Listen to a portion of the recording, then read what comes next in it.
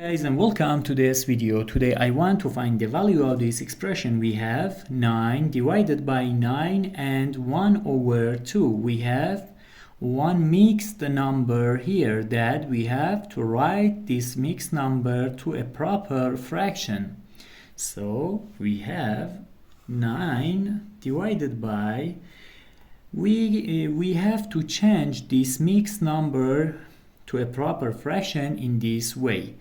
9 times 2 gives us 18, and 18 plus 1 gives us 19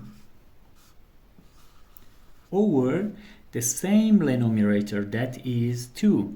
Now, according to the rules of mathematics KCF, that is, keep first fraction, change division to multiplication, and flip the next fraction. Keep first fraction, that is 9 over 1, change division to multiplication, and flip the next fraction, 2 over 19. Now, fraction 9 times 2 gives us 18, and 1 times 19 gives us 19. The final answer is 18 over 19.